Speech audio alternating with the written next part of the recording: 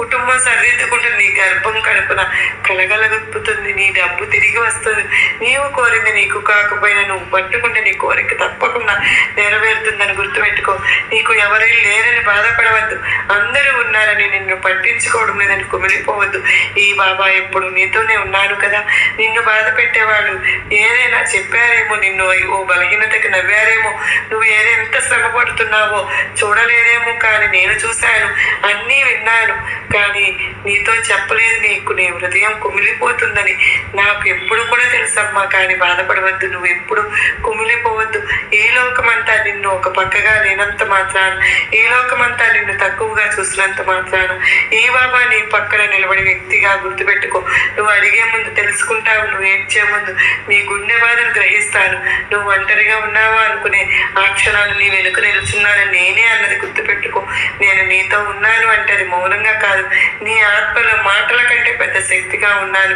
నీ వెక్కిళ్ళ మధ్య, నీ నిద్రలేని రాత్రుల మధ్య నువ్వు పిలకపోయినా నేనే ముందుగా నీ గుండెను తడిపేస్తాను.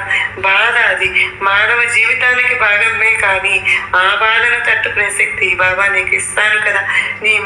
నీ మీద చూసి అపహాస్యం తుడిచిపెట్టే ఓ చల్లని చెయ్యి ఈ బాబా వేదాంతమే.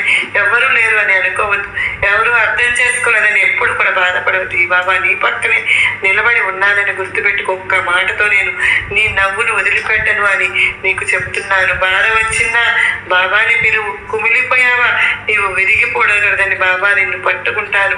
ఎవరు లేరని అనిపించినా నీ గుండె లోపల ఈ బాబా ఉన్నానని గుర్తుపెట్టుకో. నేను ఎప్పుడు నీ మాటలు వింటున్నాను, నీ సాయి మాటలు విని తూచా తప్పకుండా పాటిస్తావని నేను నుండి కోరుకుంటున్నాను. మరి ఆ మాటలు ఏమిటో, ఎందుకోసమో నీకు ఎలాంటి మాటలు చెప్పాలని అనుకుంటున్నానో తప్పకుండా నువ్వు ఇప్పుడు ఏం చెప్పాడో నీ మాటలు విని నీవే తప్పకుండా తెలుసుకోమ్మా.